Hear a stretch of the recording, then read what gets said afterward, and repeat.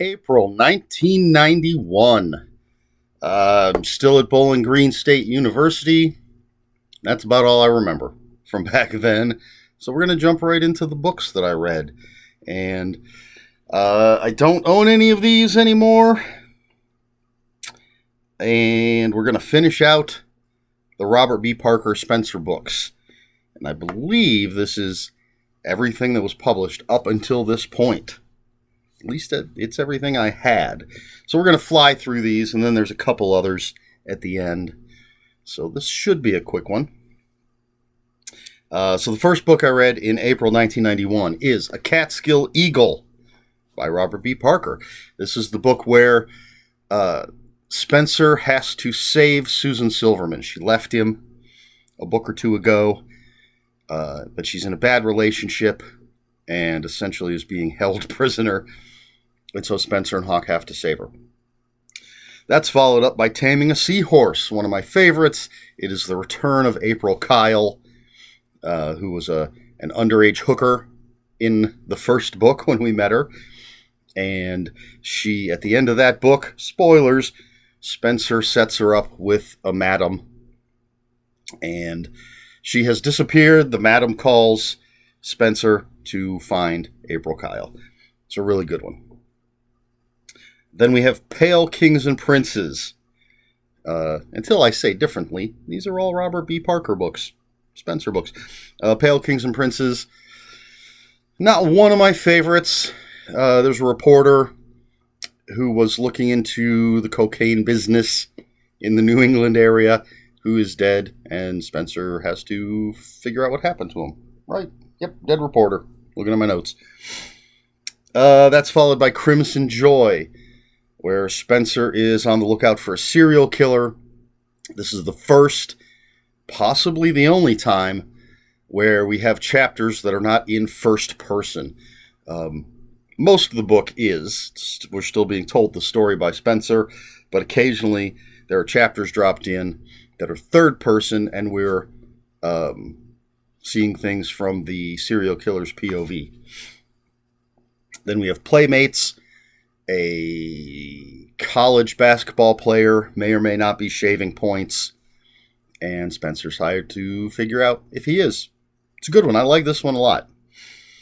And then finally, in the Spencer books by Robert B. Parker, we have Stardust, and this TV star of a show called 50 Minutes, I think, is being stalked. Maybe, or maybe not. Who knows? But Spencer's hired to protect her and figure out who's stalking her. And that's it for the Robert B. Parker books. As I said, I think this is everything there was up until that point. Or at least it's everything I owned up to that point. I thought about checking copyright dates to see if any of this was accurate, but I didn't bother. So there you go. 1, 2, 3, 4, 5, 6 Spencer books. So I started at the beginning in the previous month and read 17. I don't know how many of the Spencer books in a row, because they're great and they're quick. But I read 2 other books in April of 1991. So the penultimate book on this list is Last Chance to See by Douglas Adams and Mark Carwardine. Don't know if that's how you say his name. Of course, Douglas Adams, the author of Hitchhiker's Guide to the Galaxy, and Mark Carwardine is a zoologist. And this book, it's a nonfiction book about endangered species. Douglas Adams went on expeditions, for lack of a better word, with Mark Carwardine to look for or observe these endangered animals. So it's all about endangered animals, endangered species. It's a good book. And then finally, we have The Lime Pit by Jonathan Valen, or Valen, however you say it. It's a Harry Stoner mystery, and got to look at my notes. So Harry Stoner is hired by some old man to find the old man's 16-year-old girlfriend. Right off the bat, super creepy. And I believe it just gets creepier.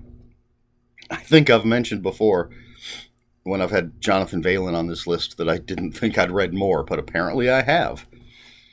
But that's it. Really quick list. Thanks to all the Robert B. Parkers. Looking ahead, we're going to get all sorts of other stuff. Although I do see another author where I have, in the next couple of months, starting in June, there's going to be a bunch of stuff by the same author, because it's someone I had just discovered and started reading everything I could find by that person. But next month, a lot of different stuff. So, for those of you who might be thinking, man, he's just reading the same stuff over and over again, all these Robert B. Parker books, I want something different. Well, you're going to get something different. So anyway, there you go. That was 9 books. 1, 2, 3, 4, 5, 6, 7, 8 books. Yes, 8 books that I read in April of 1991, which is pretty good for someone who's in college, I think. I should have been studying. I got all B's that semester. Or is this, if it was the next, I don't remember. I don't remember where the line was. My first semester at Bowling Green, I got all B's. My second semester, I got all A's, except for one class where I got a C. The only class I actually studied in, I got a C. It was biology. It was a horrible class. We had textbook. We had lectures. And then we had a lab. And none of them crossed over. Like, the stuff we were taught in the lectures was not stuff that was in the textbook, was not stuff covered in the lab. Stuff in the lab, not covered in the textbook. But we were quizzed on all this stuff. I didn't like it.